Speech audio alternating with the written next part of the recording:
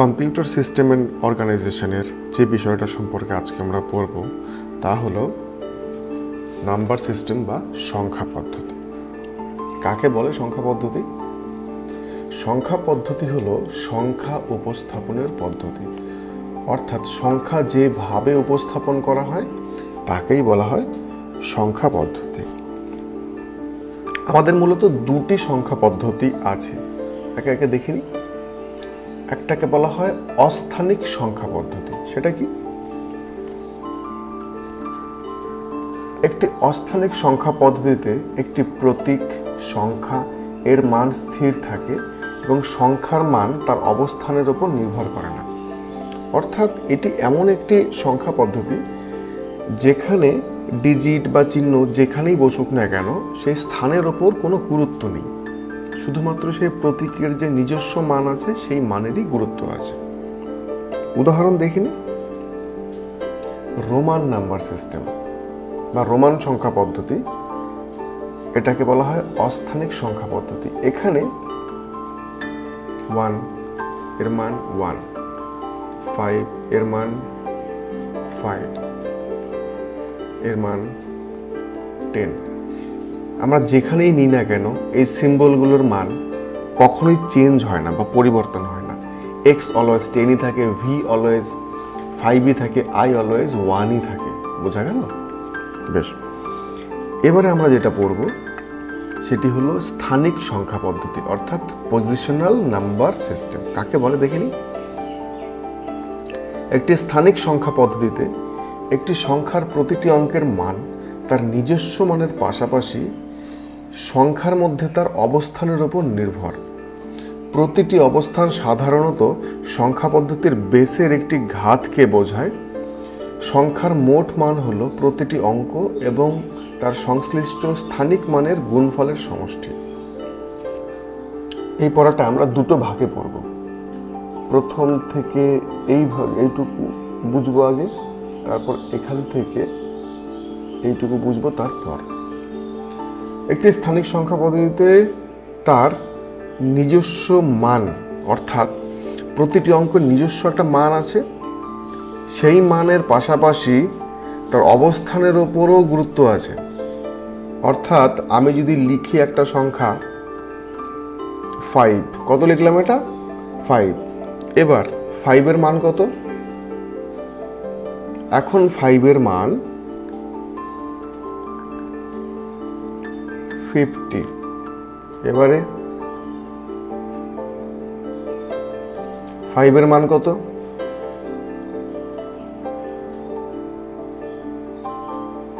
এবারে 5 এর মান কত? আশা করছি তোমাদের বোঝাতে পেরেছি। 5 এর নিজস্ব একটা মান আছে, সেটা হলো 5। তার সঙ্গে সঙ্গে ও যেই ঘরে বসছে, এটা দশকের ঘর, সুতরাং 10 দিয়ে গুণ হয়েছে। শতকের ঘর, শতক দিয়ে গুণ হয়েছে, অর্থাৎ 100 দিয়ে গুণ হয়েছে। হাজারের ঘর 5000 দিয়ে গুণ হয়েছে। এরপর আরো যদি ঘর আমরা পরিবর্তন করি তাহলে যেই ঘরে বসবে সেই ঘরের মান দিয়ে সেটাকে বের করা যাবে। বোঝা গেল? আচ্ছা, এবার আর যেটা বুঝবো সেটা হলো প্রতিটি অবস্থান সাধারণত সংখ্যা পদ্ধতির বেস। এবারে বেস নিয়ে আমরা এর পরে আলোচনা করব। বেসের একটি ঘাত, একটি ঘাত কথার মানে হলো বেসের একটি পাওয়ার, এবং সংখ্যার মোট মান হলো প্রতিটি অঙ্ক এবং তার সংশ্লিষ্ট স্থানিক মানের গুণফলের সমষ্টি। অর্থাৎ যেই পজিশনে বসে আছে তাকে ওই পজিশনের পাওয়ার দিয়ে গুণ করা হবে, পরবর্তীতে প্রত্যেকটা গুণফলকে যোগফল করা হবে, তারপর যেটা রেজাল্ট বেরোবে সেটাই হলো সংখ্যাটির মান হবে। এখন তোমাদের এটা শুনে একটু ভাষা ভাষা মনে হচ্ছে।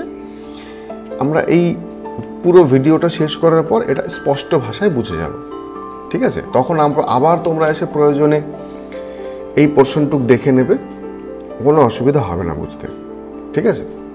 এবার আমরা এর উদাহরণ দেখে নিই। এর উদাহরণ হিসেবে আছে বাইনারি সংখ্যা পদ্ধতি, octal, decimal, hexadecimal numbering system. ঠিক আছে, এবারে আমরা আজকে যেটা দেখব সেটা হলো পজিশনাল নাম্বারিং সিস্টেমের বিভাগগুলো। প্রথম আমরা দেখে নেব পজিশনাল নাম্বারিং সিস্টেমের দ্বিপদী সংখ্যা অর্থাৎ বাইনারি নাম্বারিং সিস্টেমটি কাকে বলে দেখে নিই। বাইনারি নাম্বার সিস্টেম যার বেস বা ভিত্তি হলো 2 এমন একটি সংখ্যা পদ্ধতি যা শুধুমাত্র দুটি প্রতীক, একটা 0 এবং 1 ব্যবহৃত হয়। এটি ডিজিটাল ইলেকট্রনিক্স এবং কম্পিউটার সিস্টেমে ব্যবহৃত হয় কারণ এটি দুটি ভোল্টেজ স্তর বা অবস্থার যেমন অন অফ সত্য মিথ্যা এর প্রতিনিধিত্ব করে। বোঝা গেল? একদম সোজা ভাষায় বললে বাইনারি নাম্বারিং সিস্টেমে দুটোই প্রতীক আছে, একটা 0 এবং একটা 1, এইটা দিয়েই কাজ করে। এবার লক্ষ্য করি বাইনারি নাম্বারিং সিস্টেমের প্রতীক এখানে লিখেই দিয়েছি আমরা যে 0 এবং 1। এর উদাহরণ 0 এবং 1 দিয়ে একটা সংখ্যা লেখা হয়েছে, নিচে 2 লেখা আছে, অর্থাৎ এর বেস 2। বেস 2 মানে হলো বোঝানো হচ্ছে যে এটি একটি বাইনারি সংখ্যা। তারপর আবার একটি সংখ্যা, এরও বেস 2, তার মানে হলো এটি একটি বাইনারি সংখ্যা। আশা করছি বুঝতে পেরেছ। এবারে আমরা দেখব অষ্টাপদী সংখ্যা পদ্ধতি বা অক্টাল নাম্বার সিস্টেম কাকে বলে। অক্টাল নাম্বার সিস্টেম এর বেস হলো 8, এমন একটি সংখ্যা পদ্ধতি যেখানে 8টি প্রতীক থাকে। 8টি প্রতীক মানে 0 থেকে 7। দেখিনি এর প্রতীক আছে 0, 1, 2, 3, 4, 5, 6, 7। আশা করছি তোমরা এখানে দেখতে পাচ্ছ। এর উদাহরণ এই 0 থেকে 7 অবধি এই 8টি সংখ্যা নিয়ে যে সংখ্যা তৈরি করা হবে তাকে বলা হয় অক্টাল নাম্বার সিস্টেম। এর বেস দেখো লিখে রেখেছি 8। আশা করছি বুঝতে পেরেছ। এবার আমরা দেখব দশমিক সংখ্যা পদ্ধতি বা ডেসিমাল নাম্বার সিস্টেম কাকে বলে। ডেসিমাল নাম্বার সিস্টেম যার বেস হলো 10। ডেসিমাল নাম্বার সিস্টেম হলো সবচেয়ে প্রচলিত সংখ্যা পদ্ধতি যা 10টি প্রতীক 0 থেকে 9 ব্যবহার করে। এটি একটি স্থানীয় মান পদ্ধতি যেখানে প্রতিটি অঙ্কের মান তার অবস্থানের উপর ভিত্তি করে পরিবর্তিত হয় এবং অবস্থানগুলি 10-এর ঘাত দ্বারা নির্ধারিত হয়। সবগুলো এখানে 10-এর ঘাত অর্থাৎ 10-এর ঘাত বা পাওয়ার দ্বারা নির্ধারিত হবে। দেখিনি এর প্রতীক হলো 0 থেকে 9। এর উদাহরণ হলো 1, 2, 3, 10, 9, 5, 8। এর বেস হলো 10। এবারে সর্বশেষ যে সংখ্যা পদ্ধতি আমরা দেখব পজিশনাল নাম্বারিং সিস্টেমের তাকে বলা হয় ষড়দশমিক সংখ্যা পদ্ধতি। দেখিনি হেক্সাডেসিমাল নাম্বারিং সিস্টেম ভিত্তি হলো এর 16। একটি সংখ্যা পদ্ধতি যা 16টি প্রতীক ব্যবহার করে 0 থেকে 9 এবং A থেকে F, যেখানে A = 10, B = 11, C = 12, D = 13, E = 14, F = 15। এটি বাইনারি সংখ্যার আরও একটি সংক্ষিপ্ত রূপ হিসেবে ব্যবহৃত হয় কারণ এটি হেক্সাডেসিমাল অঙ্ক 4টি বাইনারি বিটের সমান। আচ্ছা এবার একটু বুঝি বাইনারি নাম্বারিং সিস্টেমের সংখ্যা কতগুলি আছে বা সংখ্যা বা প্রতীক বা অঙ্ক কতগুলি আছে। প্রতীক আছে আমার 16টি। এখানে তোমরা লক্ষ্য করতে পারছো 0 থেকে 9 অবধি হলো 10টা, তারপর A থেকে F, ABCDEF, যেখানে 10 এই 10-এর মানটাই হয়ে গেছে actually A, B 11, C 12, D 13, E 14, F 15। আশা করছি বুঝতে পেরেছো। বেশ, এই প্রতীকগুলোর মাধ্যমে প্রকাশ করা হয়। এর উদাহরণ যে কোনো একটা সংখ্যা যেখানে এই 16টার মধ্যে যে কোনো সংখ্যা থাকলেই হবে। 1A3F এর বেস হলো 16, FF বেস 16, 2B বেস 16। ঠিক আছে, এবারে আমরা একটা চার্টের মাধ্যমে দেখে নেব এই সবকটা নাম্বারিং সিস্টেমের বিভিন্ন নাম্বারগুলো। এই চার্টটা সম্পর্কে বুঝবো আগে একটু। চার্টটা দেখে কি ভয় লাগছে বা ভয় পাচ্ছ একটু? কিছু কি বুঝতে পারছো? আচ্ছা, একদম সোজাভাবে বোঝানোর চেষ্টা করি। প্রথমে আমরা শুধু বুঝবো হেক্সাডেসিমাল। কি লিখেছি এই চার্টটাতে? 0 থেকে শুরু করে 9 10টা সংখ্যা লিখেছি। তারপর এ থেকে এফ, বোঝা গেল? মানে হেক্সাডেসিমাল নাম্বারিং সিস্টেমে যতগুলো নাম্বার আছে সেই নাম্বারগুলোকেই আমরা এখানে লিখেছি। তাহলে এটা নিয়ে কোনো সমস্যা নেই। এখন বাকিগুলোর দিকে তাকাবে না। এবারে তুমি তাকাও ডেসিমালের দিকে। কি করেছি? 0 থেকে 9, এইটুকু আমার নাম্বারিং সিস্টেমে আছেই। তারপর 9-এর পরের সংখ্যাটা কত? 9-এর পরে যদি আমাকে লিখতে হয় কিছু, তাহলে লিখতে হবে 10 থেকে শুরু করে 15 অবধি। সেটাই লিখেছি আমি। যে সংখ্যা পদ্ধতিতে আমরা এতদিন অবধি কাজ করে এসেছি, যেভাবে কাজ করে এসেছি সেইটাই লিখেছি আমি এখানে, নতুন করে কোনো কিছু লিখিনি। আশা করছি বোঝা গেছে এটা। আচ্ছা, এবারে আমরা আসবো অক্টাল। অক্টালের নাম্বার সিস্টেম মানে নাম্বার কতগুলো? 0 থেকে 7, এইটুকু লিখেছি। এইটুকু নিয়ে আশা করি কোনো সমস্যা নেই। 7-এর পরের সংখ্যা কত? 7-এর পরের সংখ্যা 8, কিন্তু অক্টালে তো 8 নেই। তারপরের সংখ্যা 9, অক্টালে 9ও নেই। তাহলে তারপরের সংখ্যা 10, 11, 10, 11, 12, 13, 14, 15, 16, 17। আচ্ছা, 17-এর পরের সংখ্যা কত? 18 তো নেই, 19 নেই। তাহলে তারপরের সংখ্যাটাই 20, বোঝা গেল? যদি এরপর আরও একটা ঘর থাকতো তাহলে সেই ঘরে হয়ে যেত 20, যদি থাকতো। আশা করছি বুঝতে পেরেছো। বেশ, এবারে আমরা আসবো বাইনারিতে। কাকে বলে দেখিনি একটু। বাইনারি সংখ্যা পদ্ধতিতে সংখ্যা কটা? দুটোই সংখ্যা, একটা 0 এবং একটা 1। তাহলে প্রথম সংখ্যাটি হবে 0, দ্বিতীয় সংখ্যাটি হবে 1।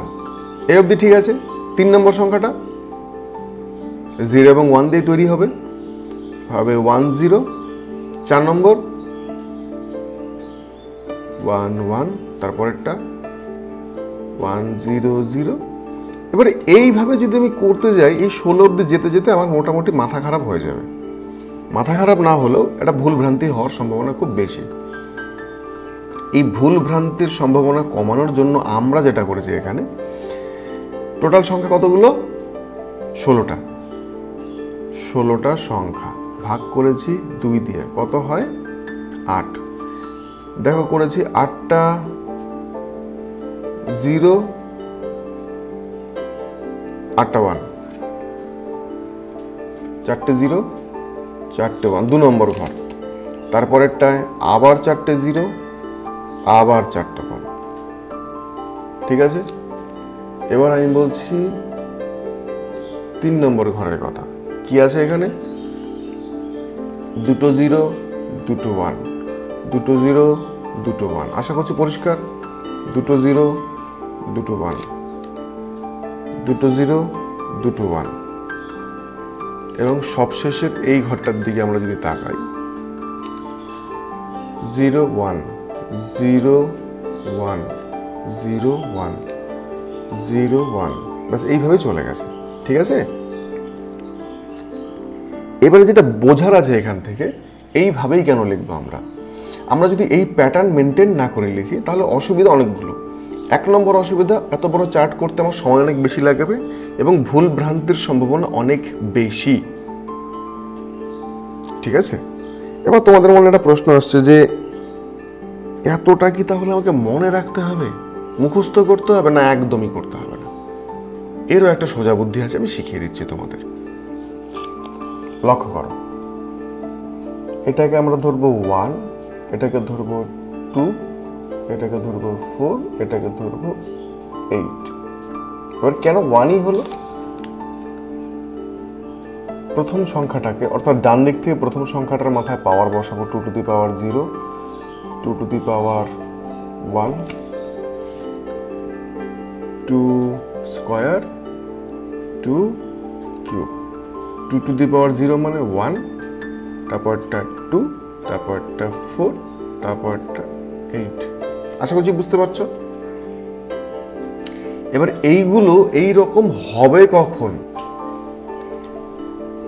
যখন এই ভ্যালুটা 1 হবে, অর্থাৎ সবচেয়ে ডান দিকের যে ভ্যালুটা আছে সেটার মান হবে 1, তখন এই 1টা হবে।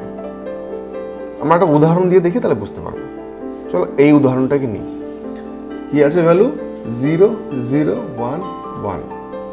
এখানে 1 আছে, তাহলে ভ্যালুটা হবে 1। এখানে 1 আছে, তাহলে ভ্যালুটা হবে 2। এখানে 0 আছে, তাহলে এটার ভ্যালু 0, এটার ভ্যালু 0। সবকটার মধ্যে যোগ করো, রেজাল্ট 3। এই 3টাই দেখো, লক্ষ্য করো গিয়ে ডেসিমেলে হয়ে গেছে 3। বোঝা গেল? আর একটা উদাহরণ দেখি। এবার আমরা বাইনারি যে কোনো একটা সংখ্যা নিই, 0 1 1 0। এটার মানে হলো 0, এটার মানে 2, এটার মানে 4, এটার মানে 0। যোগ করলে রেজাল্ট দাঁড়াচ্ছে 4, আর 2 যোগ করলে রেজাল্ট দাঁড়াচ্ছে 6। এবার লক্ষ্য করি আমরা, 0 1 1 0 কোথায়? 0, এই যে এটা 0 1 1 0, এর ডেসিমেলের রেজাল্ট 6। পরিষ্কার? আর একটা দেখে নিই, 1 0 1 0 0, তাহলে এটা 2, এটা আবার 0, এটা 8 8 আর 2 10। দেখিনি? 1 0 1 0 ডেসিমেলে 10। ঠিক আছে? লাস্ট 1 1 1 0, 8 4 2 0। যোগ করলে দাঁড়াচ্ছে 8 4 12 2 14।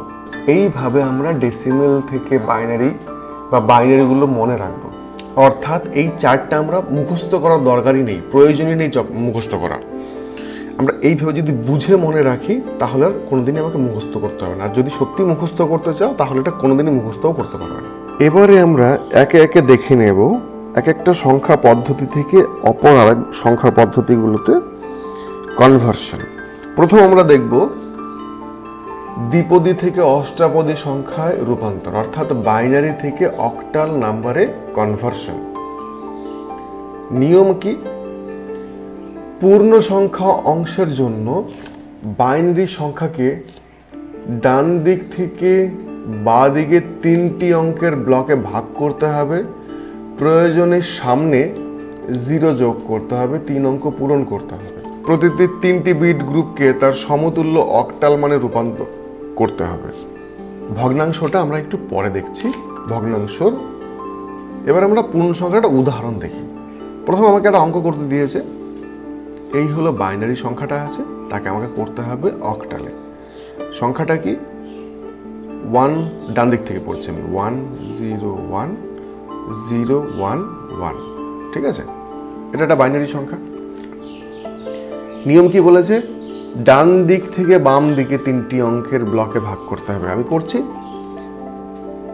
ডান দিক থেকে বাঁ দিকে 3টি করে ব্লক করেছি। বোঝা গেল? এবার সেকেন্ড স্টেপে গিয়ে কি করেছি, এই 101 এর আমি অক্টাল বের করেছি। 101 এর অক্টাল কি আছে ওই চার্টে? 5। কি করে বের করব? একদম সোজা পদ্ধতি তো। এটা 1, এটা 2, এটা 4। 2 তো নেই, তাহলে কাটা। 4 আর 1 যোগ করে 5। এটা 1 2 4, 1 নেই, সুতরাং 4 আর 2 যোগ করে 6। বোঝা গেল? এবারে উত্তর কি লিখবো? উত্তর যেটা আগে ছিল, অর্থাৎ 6 আগে ছিল, 110 আগে ছিল, তাই উত্তরে আমার 6 আগে আসবে, 5 অর্থাৎ 101 পরে ছিল, সুতরাং 5টা পরে আসবে। আশা করছি বুঝতে পেরেছো এটা উত্তর। এবার আমরা দেখব ভগ্নাংশের নিয়মটা, কারণ আমরা উদাহরণ দেখব ভগ্নাংশের। ভগ্নাংশের নিয়মটা কি বলেছে? ডান দিক থেকে শুরু করে 3টি বিট করে ভাগ করো, যদি না হয় ডান দিকে 0 যোগ করো। প্রতিটি 3টি বিট গ্রুপকে তার অক্টাল মানে রূপান্তর করো। যে উদাহরণটা আমাদের সামনে আছে তা হলো এটা আমাকে করতে হবে। এবার পূর্ণ সংখ্যাটা আগে দেখিনি। পূর্ণ সংখ্যাটা কি আছে? 1010। সেখান থেকে ডান দিক থেকে নিলাম তিনটে বিট, অর্থাৎ 0 1 0 নিয়ে নিয়েছি। পরে আছে শুধু একটা বিট 1, সেই 1 আমি এখানে বসালাম, বাঁদিকে দুটো 0 বসালাম। কেন বাঁদিকে 0 বসাবো? এই যে লিখে রেখেছি, প্রয়োজনে সামনে 0 যোগ করে 3 অঙ্ক পূরণ করতে হবে, ঠিক আছে, তাই জন্য আমি 0 বসিয়েছি। এবার এইটুকুর উত্তর কি এসছে? এটার উত্তর এসছে 1, এটার উত্তর এসছে 2। আশা করছি এইটুকটা বুঝতে পেরেছো। এবার আমি আসি ভগ্নাংশ কত আছে, 101। 3 বিটের গ্রুপ, 101 এর অর্থ হলো 5। আবার সেই একইভাবে বের করবো 1 2 4, 2 নেই, সুতরাং 4 আর 1 যোগ করবো 5 হয়, ব্যাস। এবার 5 তো দশমিকের পরের সংখ্যা, সুতরাং রেজাল্ট আসবে 0.5। সব মিলিয়ে রেজাল্ট আসলো এটা থেকে 12.5। এখানে 12 হলো পূর্ণ সংখ্যা আর 0.5 হলো দশমিক সংখ্যা, ঠিক আছে। যদি বুঝতে অসুবিধা হয় আরেকবার দেখো। এবারে আমরা দেখে নেব বাইনারি থেকে ডেসিমাল নাম্বারের কনভার্সন বা দ্বিপদী থেকে দশমিক সংখ্যায় রূপান্তর। এখানকার নিয়মটা কি? পূর্ণ সংখ্যার ক্ষেত্রে আমরা আগে পড়ব। বাইনারি সংখ্যার প্রতিটি অঙ্ক ডান দিক থেকে বাম দিকে গণনা করো। প্রতিটি বিটকে 2 এর ঘাত পাওয়ার দ্বারা গুণ করো। যেখানে ঘাত শুরু হবে 0 থেকে, ডান দিক থেকে শুরু করে 2 to the power 0, 2 to the power 1, 2 to the power 2 এরকম চলতে থাকবে। সব গুণফল যোগ করো, সেটি হবে ডেসিমাল মান। এবার একটা উদাহরণ দেখে নেওয়া যাক। আমাকে রূপান্তর করতে বলেছে 1010 এই সংখ্যাটাকে, এই বাইনারি সংখ্যাটাকে ডেসিমালে। কি করেছি আমি? এই 1টা হলো এইটা, এই 1টা হলো এইটা, এই 1টা হলো এইটা, এই 1টা হলো এইটা। কেন? ডান দিক থেকে বাম দিকে, বোঝা গেল? ডান দিক থেকে বাম দিকে তোমাকে গণনা করে আসতে বলেছে। এর পাওয়ার কি হবে? যেখানে ঘাত শুরু হবে 0 থেকে, আমরা 0 থেকে ঘাত শুরু করেছি, যে 0 দেখতে পাচ্ছ, তারপর একটা 1 2 3, ঘাত শুরু হবে 0 থেকে, ডান দিক থেকে শুরু হবে, বোঝা গেল? এবারে এর রেজাল্ট কি আসবে? প্রত্যেকটা গুণ করো, এটা রেজাল্ট আসবে 2 টু দি পাওয়ার 0 মানে হলো অ্যাকচুয়ালি 1, 1 ইন্টু 1 ইকুয়াল টু 1। তারপরেরটা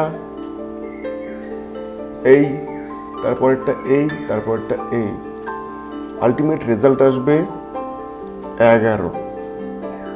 তাহলে 1011 এর ডেসিমাল ইকুইভ্যালেন্ট বা সমকক্ষ নম্বর হলো 11, ঠিক আছে।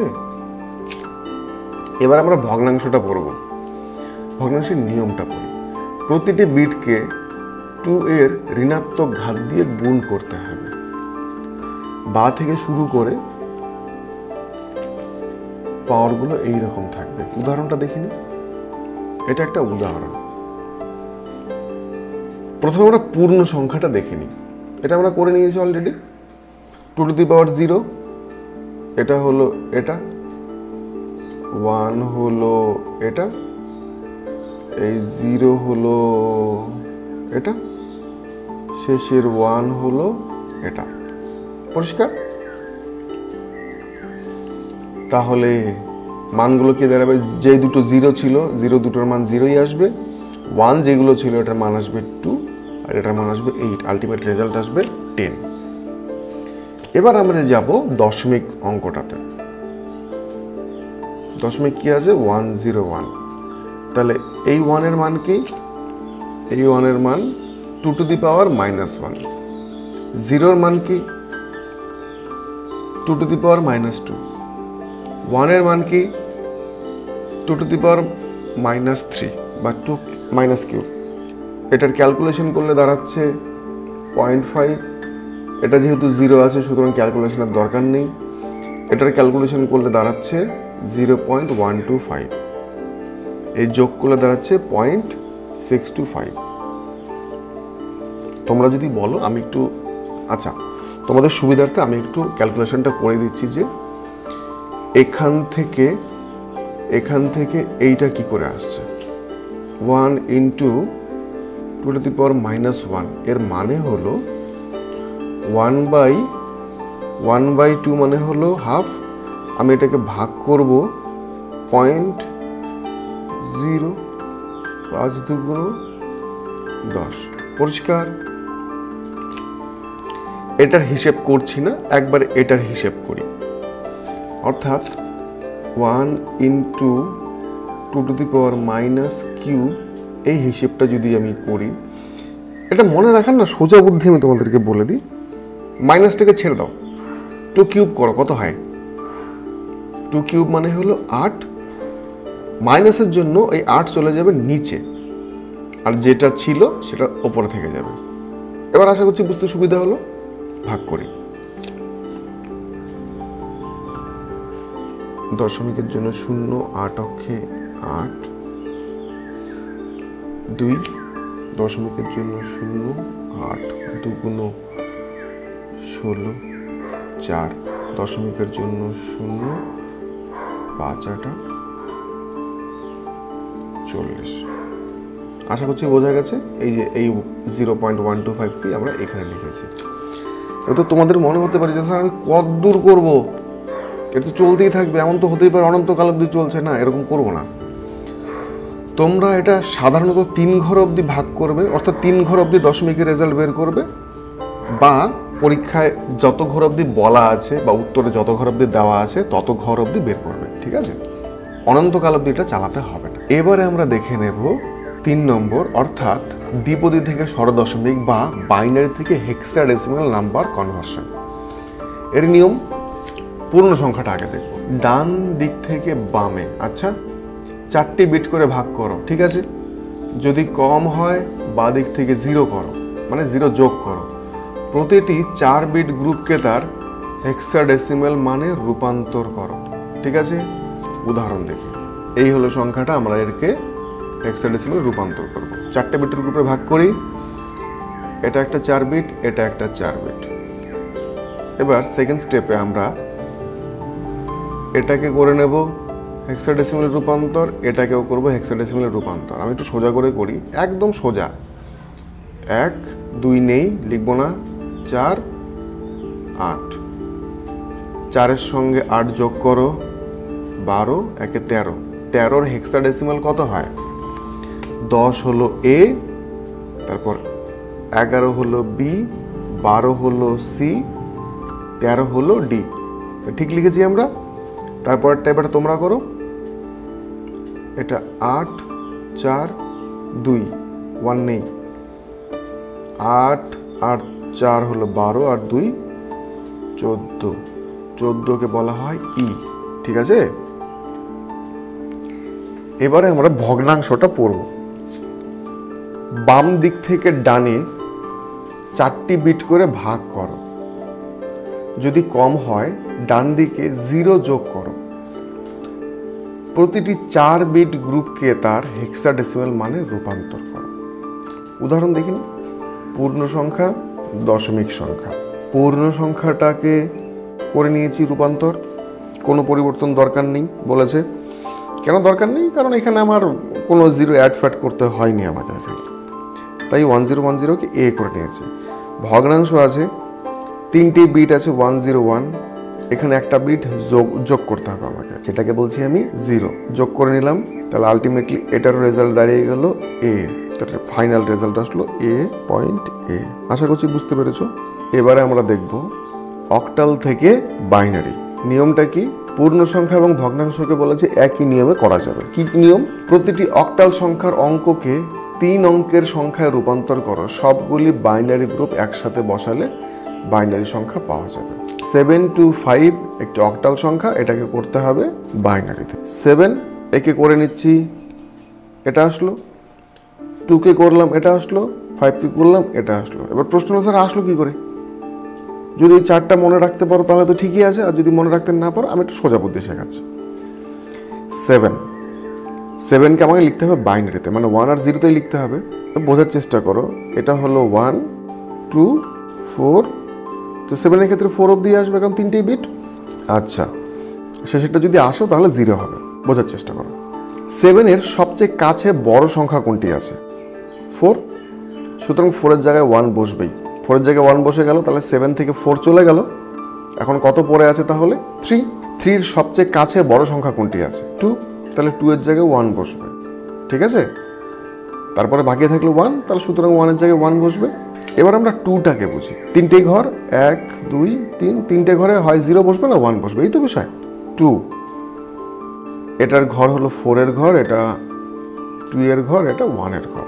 2 এর সবচেয়ে কাছে বড় সংখ্যা হলো 4। এবার যদি তুমি কথার কথা 4 এর এখানে 1 বসিয়ে দিই, তাহলে তো সংখ্যাটার মান 4 বা তার থেকে বেশি হয়ে যাবে, তা তো না। তাহলে 4 এর ঘরে বসবে 0। এরপরের ঘরটা আছে 2 এর ঘর, তাহলে 2 তো 2 এর ঘরে বসাতেই হবে, তাই 2 বসানোর পর তো আর কিছু থাকছেই না আমার হাতে, সুতরাং 1 এর ঘর 0, ঠিক আছে। বেশ, আশা করছি বুঝতে পেরেছো। এবারে আমরা দশমিকের উদাহরণটা দেখি। 12.5 পূর্ণ সংখ্যাটাকে আগে করছি। 1 = 001, 2 = 010, এটা লিখে দিয়েছি। আচ্ছা, এবার 0.5, 5 = 101, তাহলে ফাইনালি 12.5 = এটা। আমরা কি করেছি, এই প্রথমের যে বাঁদিকের যে দুটো শূন্য ছিল সেই শূন্য দুটোকে বাদ দিয়েছি, কারণ পূর্ণ সংখ্যার বাঁদিকে আমরা 0 বসাই না। তাই দেখো এই দুটো 0 বাদ দিয়ে আমরা উত্তরটা লিখেছি, ঠিক আছে। এবার আমরা দেখব অক্টাল থেকে ডেসিমেল নাম্বার কনভার্সন। পূর্ণ সংখ্যাটা আগে দেখব। প্রতিটি অঙ্ককে ডান থেকে বামে 8 এর ঘাত দিয়ে গুণ করো, 8 to the power 0, 8 to the power 1, 8 to the power 2 এরকম করে, এবং তারপর সেটা যোগ করতে হবে। দেখিনি পূর্ণ সংখ্যার উদাহরণটা 157 অক্টাল সংখ্যা, একে আমি করব ডেসিমেল। এটা হলো 7, এটা 5 আর এটা 1। 7 × 8 to the power 0, 5 × 8 to the power 1, 1 × 8 to the power 2, অর্থাৎ বা 8 স্কোয়ার বলা যেতে পারে, ঠিক আছে। এবার এগুলোকে গুণ করি, দেখি গুণফল কি হয়। 8 স্কোয়ার মানে 64 × 1, তারপর 8 to the power 1 মানে 8 × 5, 8 to the power 0 মানে 1 × 7, গুণফল দাঁড়িয়েছে 111, ঠিক আছে। ব্যাস, এটা লিখে দিয়েছি আমরা। এবার ভগ্নাংশ কি বলেছে, প্রতিটি অঙ্ককে বাম থেকে ডানে অর্থাৎ লেফট টু রাইট 8 এর ঋণাত্মক ঘাত দিয়ে গুণ করতে হবে। দেখিনি পূর্ণ সংখ্যাটা আমরা জানি 12 আছে, 12টাকে আগে করব। তাহলে এই 12 হলো ডান দিকে আছে, মানে 2 আছে ডান দিকে, তাহলে 2 এর পাওয়ার হবে 8 to the power 0, 1 এর পাওয়ার হবে 8 to the power 1, গুণ করার পর রেজাল্ট এসছে 8 এবং 2, যোগফল এসছে 8 + 2 মানে 10, এটা বোঝা গেল। এবার আসি 0.5-এ। 0.5 বসেছে, অর্থাৎ 5 বসেছে, 5 এর পাওয়ার কত হবে 8 to the power -1। কেন? বাম থেকে ডানে 8 এর ঋণাত্মক ঘাত দিয়ে গুণ করতে হবে, শুরু করতে হবে 8 to the power -1 থেকে। এবার এটা থেকে এইটা কি করে বেরোলো বা এইটা কি করে বেরোলো আমরা একটু এক্সপ্লেনের মাধ্যমে বুঝি। 5 × 8 to the power -1 is equal to 5, 8 to the power 1 মানে কত, আলটিমেটলি মাইনাসটাকে বাদে দাও, 8 to the power 1 মানে আলটিমেটলি 8, সেই 8টা বসবে নিচে। কেন? কারণ এখানে ইনভার্স করা আছে, অর্থাৎ মাইনাস দেওয়া আছে টু দি পাওয়ার, ঠিক আছে। তাহলে 8 দিয়ে 5কে ভাগ করি, দশমিক দিয়ে 0, 6 × 8 = 48, 2 দশমিক দিয়ে 0, 8 × 2 = 16, 4 0, 5 × 8 = 40। আশা করছি বুঝতে পেরেছ। 0.625 এই জন্য বেরিয়েছে, ঠিক আছে। এবারে আমরা দেখব অষ্টাপদী থেকে ষড়দশমিক সংখ্যায় রূপান্তর বা octal two hexadecimal number conversion. প্রথমে আমরা পূর্ণ সংখ্যার নিয়মটা দেখে নিই। কি বলেছে, প্রতিটি অক্টাল সংখ্যার অঙ্ককে 3 অঙ্কের বাইনারি সংখ্যায় রূপান্তর করো। ঠিক আছে, করলাম। এরপর ডান দিক থেকে বাম দিকে 4 বিটে করে ভাগ করো। ঠিক আছে, যদি কম হয় বাঁ দিকে 0 যোগ করো। প্রতিটি 4 বিট গ্রুপকে তার হেক্সাডেসিমাল মানে রূপান্তর করো, যেখানে 0 থেকে 9, A থেকে F ইত্যাদি হবে। এবার আমরা একটা উদাহরণের মাধ্যমে বোঝার চেষ্টা করি। উদাহরণটা দেখে ভয় পেয়ে যাও না, একদম সোজা জিনিস, একটু বোঝার চেষ্টা করি। যে অক্টাল নাম্বার আছে আমার কাছে সেটা হলো 157, তাকে আমি রূপান্তর করব হেক্সাডেসিমালে। প্রথমে 1 কে রূপান্তর করলাম 001, 5 কে রূপান্তর করলাম 101, 7 কে রূপান্তর করলাম 111। এই রূপান্তরটা কি করে করলাম এখন আর এটা জিজ্ঞেস করো না। যদি বুঝতে হয় তাহলে ভিডিওর আগের পোর্শনটুকু লক্ষ্য করো, যেখানে আমরা অক্টাল থেকে বাইনারি সংখ্যা রূপান্তর করে নিয়েছি। রেজাল্ট আমার ফাইনালি গিয়ে দাঁড়িয়েছে এটা। কি করেছি আমরা? বাইনারি সংখ্যাটিকে 4 বিটের গ্রুপে ভাগ করো ডান থেকে বামে। কেন? কারণ বলে দিয়েছে ডান দিক থেকে করতে বলেছে। সুতরাং এই 4টে 1 লিখলাম, তারপর 0110, 0110, তারপর শেষের 0, শুধু শেষের 0টা লিখলাম। তারপর এই 3টে 0 আমরা কি করেছি, যদি কম হয় বাঁদিকে আমরা 0 বসাতে পারি, অর্থাৎ ধার নিয়েছি। এই ধার কোনো সমস্যা নেই, বাঁদিকে গ্রুপিংটা ঠিকঠাক করার জন্য আমরা বাঁদিকে 0 বসিয়েছি। এবার এগুলোর হেক্সাডেসিমালে বের করব। এটাও যদি ভুলে যাও বাইনারি থেকে কি করে হেক্সাডেসিমাল করে সেটা তোমরা একটু দেখে নেবে। ফাইনালি গিয়ে বেরিয়েছে আমার রেজাল্ট, এটা 6, এটা F। 0 বললাম না, তার কারণ বাঁদিকে 0 বেরিয়েছে, সুতরাং 0কে আমরা আর উত্তরে লিখব না, কারণ পূর্ণ সংখ্যার বাঁদিকে 0 বসে না। ঠিক আছে, এবার আমরা ভগ্নাংশ নিয়মটা পড়ি। প্রতিটি অক্টাল সংখ্যার অঙ্ককে 3 অঙ্কের বাইনারি সংখ্যায় রূপান্তর করো। এরপর বাম দিক থেকে ডান দিকে 4 বিট করে ভাগ করো, যদি কম হয় ডান দিকে 0 যোগ করো। প্রতিটি 4 বিটের গ্রুপকে হেক্সাডেসিমাল মানে রূপান্তর করো। এখান থেকে গুরুত্বপূর্ণ কথা কি, 3 অঙ্কের বাইনারি সংখ্যায় রূপান্তর করো, বাম দিক থেকে ডান দিকে যাও। ঠিক আছে, উদাহরণ দেখি। উদাহরণ দেখে আবারও বলছি একই কথা, ভয় পাবে না। 12.5 কে আমরা রূপান্তর করব হেক্সাডেসিমালে। অক্টাল সম্পূর্ণ সংখ্যাটাকে নিয়েছি আমরা 1, 2, 5। 1 কে করেছি, 2 কে করলাম, 5 কেও করেছি। এবার 5 যেহেতু দশমিকের পরের সংখ্যা, তাই দশমিকের পরে রেখেছি। আর 1 আর 2 কে একত্রিত করে আমরা এইটা লিখেছি। বাঁ দিকে 0 দুটোকে বাদ দিয়ে আমরা ফাইনালি উত্তর হয়েছে এটা। ঠিক আছে, এবার আমরা হেক্সাডেসিমালে কনভার্ট করব। পূর্ণ সংখ্যাকে আলাদা, দশমিক সংখ্যাকে আলাদা। পূর্ণ সংখ্যাকে আমরা 4টেই ঘর ছিল, 4টে ঘর একবারে কনভার্ট করে উত্তর লিখে দিয়েছি A।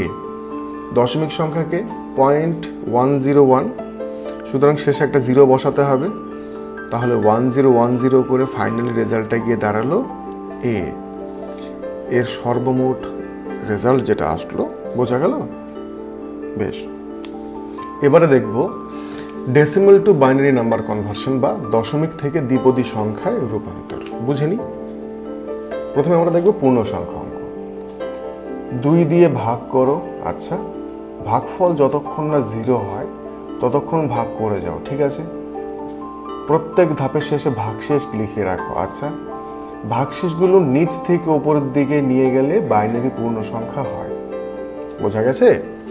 বেশ, এবার আমরা একটা উদাহরণ দেখে নিই।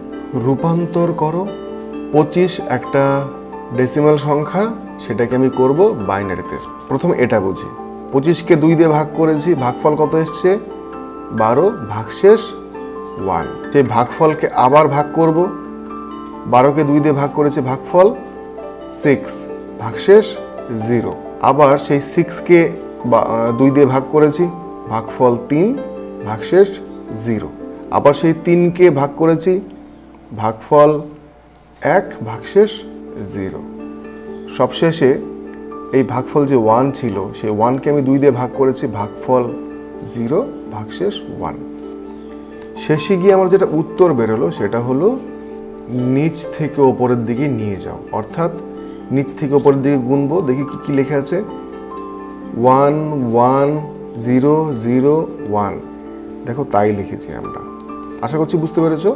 এটা হলো আমার ফাইনালি উত্তর বেরোলো। ঠিক আছে, এবারে আমরা ভগ্নাংশটা পড়ব।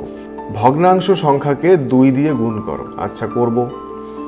যদি গুণফলে পূর্ণ সংখ্যা আসে সেটি লিখে রাখো, তারপর ভগ্নাংশটি আবার গুণ করো। এইভাবে চলতে থাকবে যতক্ষণ না ভগ্নাংশ 0 হয় বা যত দূর পর্যন্ত নির্ভুলতা তোমার দরকার। উদাহরণ দেখি, একটা সংখ্যা দিয়েছি আমরা 10.625 একটি ডেসিমেল সংখ্যা, এটিকে আমি রূপান্তর করব বাইনারিতে। প্রথমে পূর্ণ সংখ্যা 10কে ভাগ করেছি 2 দিয়ে, ভাগফল 5, ভাগশেষ 0। আবার সেই ভাগফল 5কে ভাগ করেছি 2 দিয়ে, ভাগফল 2, ভাগশেষ 1। আবার সেই ভাগফল 2কে ভাগ করেছি 2 দিয়ে, ভাগফল 1, ভাগশেষ 0। আবার 1কে ভাগ করেছি 2 দিয়ে, ভাগফল 0, ভাগশেষ 1। নিচ থেকে উপরে যদি লিখি সংখ্যাগুলো তাহলে ফাইনালি আসছে 1010। ব্যাস, এবার আমরা ভগ্নাংশতে যাব। 0.625 লিখেছি, ভাগ করব 2 দিয়ে। কেন লিখেছি? ভগ্নাংশ সংখ্যাকে 2 দিয়ে গুণ করো, ঠিক আছে। 0.625কে গুণ করলাম 2 দিয়ে, উত্তর আসলো 1.250। এর মধ্যে 1 হলো পূর্ণ সংখ্যা, সুতরাং পূর্ণ সংখ্যার ঘরে লিখেছি। নতুন যে ভগ্নাংশ আসলো সেটা হলো 0.25। এবার এই 0.25কে আবার 2 দিয়ে গুণ। পূর্ণ সংখ্যা কিছু এসছে না? আসেনি, ভগ্নাংশ এসছে 0.5। সে 0.5কে আবার 2 দিয়ে গুণ। পূর্ণ সংখ্যা এসছে 1, নতুন ভগ্নাংশ 0। এটার রেজাল্ট কি করে দেখব? এটা রেজাল্ট দেখব ওপর থেকে নিচে। দেখো লিখে রেখেছি ওপর থেকে নিচে, তাহলে ফাইনালি আমার রেজাল্ট গিয়ে দাঁড়ালো এটা। আশা করছি বুঝতে পেরেছ। এবারে আমরা দেখব ডেসিমেল থেকে অক্টাল বা দশমিক থেকে অষ্টাপদী সংখ্যায় রূপান্তর। এবারে নিয়মটা দেখে নেওয়া যাক। প্রথমবার কি বলেছে? পূর্ণ সংখ্যার ক্ষেত্রে সংখ্যাটিকে 8 দিয়ে বারবার ভাগ করো, ঠিক আছে। প্রত্যেক ধাপে ভাগশেষ রিমাইন্ডার লিখে রাখো, ঠিক আছে। ভাগফল 0 হলে সব ভাগশেষকে নিচ থেকে ওপর লিখে পূর্ণ সংখ্যাংশ পেয়ে যাবে। উদাহরণ দেখি, 125 একটি ডেসিমেল সংখ্যা, এটিকে আমি অক্টাল রূপান্তর করব। 125কে ভাগ করেছি 8 দিয়ে, ভাগফল আসবে 15, ভাগশেষ আসবে 5। সেই 15কে আবার ভাগ করেছি 8 দিয়ে, ভাগফল আসবে 1, ভাগশেষ আসবে 7। আবার সেই 1কে আমরা ভাগ করেছি 8 দিয়ে, ভাগফল আসবে 0, ভাগশেষ আসবে 1। বোঝা গেল? এটার উত্তর নিচ থেকে ওপর, ভাগশেষগুলো নিচ থেকে ওপর, অর্থাৎ এই ঘরটা 175। দেখো তাই করেছি, এটা হলো ফাইনাল উত্তর। আশা করছি বুঝতে পেরেছ। এবারে আমরা দশমিকের নিয়মটা পড়ি। ভগ্নাংশ অংশকে 8 দিয়ে গুণ করো, ঠিক আছে। গুণফলের পূর্ণ সংখ্যা অঙ্ক লিখে রাখো, ঠিক আছে। তারপর গুণফলের ভগ্নাংশ অংশটিকে আবার গুণ করো যতক্ষণ না ভগ্নাংশ 0 হয় অথবা যতটুকু নির্ভুলতার দরকার ততক্ষণ চালিয়ে যাও। উদাহরণ দেখিনি, 10.625 একটি দশমিক সংখ্যা বা ডেসিমাল, এটিকে আমি কনভার্ট করব অক্টালে। 10কে ভাগ করেছি 8 দিয়ে, ভাগফল 1, ভাগশেষ 2। আবার সেই ভাগফল 1কে নিয়ে এসেছি এখানে, 8 দিয়ে ভাগ করেছি, ভাগফল এসছে আমার 0, ভাগশেষ এসছে 1। এবার এটার উত্তর একই, নিচ থেকে ওপরে। পূর্ণ সংখ্যার উত্তর নিচ থেকে ওপরে। এবার আমরা আসি ভগ্নাংশতে। ভগ্নাংশতে কত আছে? 0.625। 0.625কে 8 দিয়ে গুণ করার পর রেজাল্ট এসছে আমার পূর্ণ সংখ্যা 5, অর্থাৎ 5000 এসেছিল, সেখান থেকে পূর্ণ সংখ্যা এসছে আমার 5, নতুন ভগ্নাংশ 0। সুতরাং আর গুণ হবে না, এটার রেজাল্টও ওপর থেকে নিচে, অর্থাৎ দশমিক সংখ্যার রেজাল্ট হবে ওপর থেকে নিচে। যদিও এখানে একটি মাত্র সংখ্যা আছে, সুতরাং সেটা নিয়ে আর ভাবার কিছু নেই, যা আছে তাই বসবে। কিন্তু যদি একাধিক সংখ্যা থাকে সেক্ষেত্রে আমরা মনে রাখবো রেজাল্ট হবে ওপর থেকে নিচে। ফাইনালি রেজাল্ট গিয়ে বের হলো এটা। আশা করছি বুঝতে পেরেছ। এবারে আমরা দেখব decimal two hexadecimal number conversion বা দশমিক থেকে স্বরদশমিক সংখ্যায় রূপান্তর। পূর্ণ সংখ্যাটা আগে দেখিনি। প্রতিটি সংখ্যাকে 16 দিয়ে ভাগ করতে হবে যতক্ষণ না ভাগফল 0 হয়। প্রতিটি ধাপে ভাগশেষ লিখে রাখতে হবে। ভাগশেষগুলো নিচ থেকে উপর অব্দি নিয়ে গেলে হেক্সাডেসিমেল পূর্ণ সংখ্যা পাবে। এটা উদাহরণ, 254 একটি ডেসিমেল সংখ্যা, আমাকে চেঞ্জ করতে হবে এটিকে হেক্সাডেসিমেলে। প্রথম 254কে ভাগ করব 16 দিয়ে, ভাগফল আসবে আমার 15, ভাগশেষ আসবে 14। এবার ভাগশেষ 14 আমি লিখতে পারবো না, আমাকে লিখতে হবে ই। বোঝা গেল? কারণ হেক্সাডেসিমেলে 14 বলে কোনো সংখ্যা নেই, সেইটাকেই আমরা ইতে লিখি। তারপর সেই 15কে আবার আমরা ভাগ করব, ভাগফল 15কে আমরা ভাগ করব 16 দিয়ে, রেজাল্ট আসবে 0, ভাগশেষ আসবে 15। 15কে লিখতে পারবো না, আমরা কি লিখবো? এফ। এটার উত্তর নিচ থেকে ওপর দিকে যাবে, কারণ এটি পূর্ণ সংখ্যা। উত্তর এসছে ফাইনালি এফ ই। এটা এফ ই। আশা করছি বুঝতে পেরেছ। এবারে আমরা ভগ্নাংশের নিয়মটা দেখে নিই। কি বলেছে? ভগ্নাংশ অংশকে 16 দিয়ে গুণ করো। ঠিক আছে, গুণফলের পূর্ণ সংখ্যাটি লিখে নাও, ভগ্নাংশ অংশটি আবার গুণ করো। যতক্ষণ না ভগ্নাংশ 0 হয় অথবা যতদূর নির্ভুলতার দরকার ততদূর চালিয়ে যাও। এবারে একটি উদাহরণের মাধ্যমে বোঝার চেষ্টা করি। 10.625 পূর্ণ সংখ্যা হলো 10। 10কে ভাগ করলাম 16 দিয়ে, ভাগফল আসলো 0, ভাগশেষ আসলো 10। 10 সমান সমান এ। এটা সমস্যার সমাধান নেই, এটাও নিচ থেকে ওপরে। এবার আসি আমরা ভগ্নাংশ সংখ্যাতে। ভগ্নাংশ কত আছে? 625 ইন্টু 16। এটাকে গুণ করলাম, গুণ করার পর রেজাল্ট আসলো 10,000, অর্থাৎ পূর্ণ সংখ্যা বেরোলো 10, নতুন ভগ্নাংশ বেরোলো 0। সুতরাং 10-এর পরিবর্তে আমরা লিখলাম পয়েন্ট এ। ফাইনালি কি উত্তর দাঁড়ালো এটা। আশা করছি বুঝে গেছো। এবারে আমরা যে অঙ্কটি দেখব তা হলো hexadecimal two binary number conversion বা স্বরদশমিক থেকে দ্বিপদী সংখ্যায় রূপান্তর। প্রথমে আমরা পূর্ণ সংখ্যাটা পড়ি, যদি এই ক্ষেত্রে পূর্ণ সংখ্যা এবং ভগ্নাংশ একই নিয়ম। প্রতিটি হেক্সাডেসিমেল সংখ্যার অঙ্ককে 4 অঙ্কের বাইনারি সংখ্যায় রূপান্তর করো। সবগুলো বাইনারি গ্রুপ একসঙ্গে বসালে বাইনারি সংখ্যা পাওয়া যাবে। উদাহরণ, একটি হেক্সাডেসিমেল সংখ্যা 16, সেটিকে বাইনারিতে রূপান্তর করছি আমরা। 2কে করলাম 0010, এফকে করলাম 1111। ঠিক আছে, এবার পাশাপাশি বসালে 2কে আমরা আগে বসালাম, এফকে পরে বসালাম, ব্যাস উত্তর পেয়ে গেলাম। এবার আমরা ভগ্নাংশটা দেখে নেব। নিয়মটা কি বলেছে? পূর্ণ সংখ্যা এবং ভগ্নাংশকে আলাদাভাবে রূপান্তর করো, অর্থাৎ বাকি সমস্ত নিয়ম সেম, শুধু আলাদাভাবে রূপান্তর করতে হবে। দেখে নিই। হেক্সাডেসিমাল সংখ্যা এ পয়েন্ট এফ, পূর্ণ সংখ্যাকে আলাদাভাবে করেছি, এ কে 1010, এফ কে করেছি 1111। ফাইনালি উত্তর গিয়ে দাঁড়িয়েছে এটা। আশা করছি পরিষ্কার। এবারে আমরা দেখব hexadecimal two octal number conversion বা স্বরদশমিক থেকে অষ্টাবধী সংখ্যায় রূপান্তর। প্রথমে পূর্ণ সংখ্যার নিয়মটা দেখে নিই। প্রতিটি হেক্সাডেসিমেল সংখ্যার অঙ্ককে 4 অঙ্কের বাইনারি সংখ্যায় রূপান্তর করো। এরপর ডান দিক থেকে বাম দিকে 3টি বিটে ভাগ করো। যদি কম হয় বাঁ দিকে 0 যোগ করো।